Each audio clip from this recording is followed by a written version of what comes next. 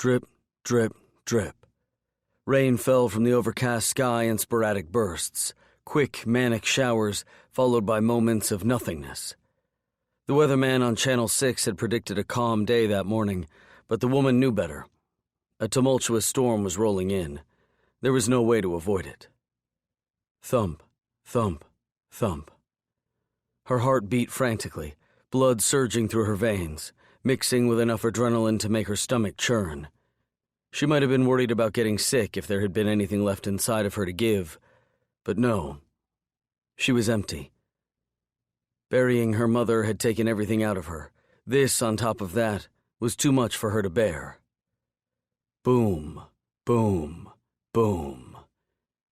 Kennedy Garfield stood on the front porch of the 2-story White House, staring out into the yard as thunder clapped in the distance. Lightning illuminated the darkened afternoon sky, giving her a better view of him. Her uninvited visitor stood a mere 10 feet away, dressed in a designer suit that cost more than she made in a year, but yet he still somehow managed to look thrown away. His black tie hung loosely around his neck, his button-down soaked and clinging to his ashen skin. "Why are you here?" she asked, unable to handle his silence or his sudden presence. As quickly as this storm rolled in, she needed it to go back away. "You know why I'm here," he said quietly. Despite his passive tone, he must have worked up a lot of nerve for him to show his face. Even from a distance, she could tell he'd been drinking, his eyes bloodshot and glassy. "You shouldn't be here," she said. "Not now. Not like this." He said nothing for a long moment, running his fingers through his thick blonde hair, the ends curling from being wet. He was drenched, although the rain had since slowed to a steady trickle. She wondered how long he'd been standing outside before she noticed him, before she sensed him. She imagined it had been quite a while with the condition he was in.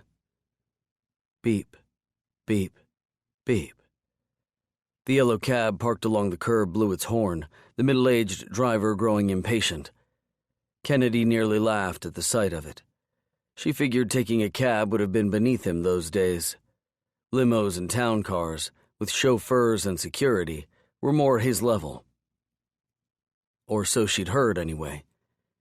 He glanced back at it, his face flickering with a hidden aggression, before he turned back around to face her. His expression softened when their eyes met. "I'm sorry," he said. "I heard about your mom and I wanted to be here." Crack, crack, crack. It was the sound of her heart being torn apart once again. "You shouldn't have come," she said. An assault of tears burned her eyes, but she refused to shed a single one. Not while he was there. Not while he was looking at her. So many years later, and he still got under her skin. "You know that. You're just making this all so much harder." "I know, but..." He paused, his blue eyes imploring. "I was hoping I could... I wondered if it would be okay if..." "No," she said, knowing right away what he was asking, but there was no way it would happen. Not then, and certainly not with the condition he was in. He knew better than to even ask. "But I said no." He sighed as the driver laid on the horn for the second time.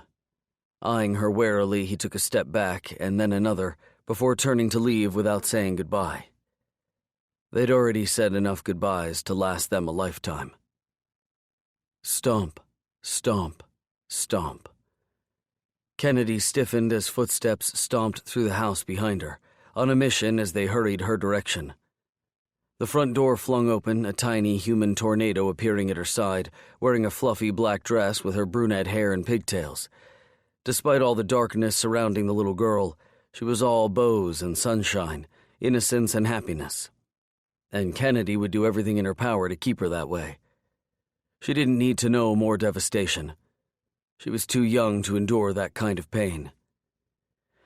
Too young to have her heart broken by Jonathan Cunningham. "Who is that, Mommy?"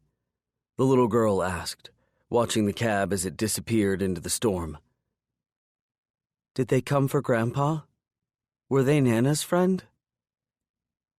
"It was no one you need to worry about, sweetheart," Kennedy said, gazing down at a pair of twinkling blue eyes. Something her sweet little girl had inherited from him. "The man was just a little lost, but I sent him back on his way."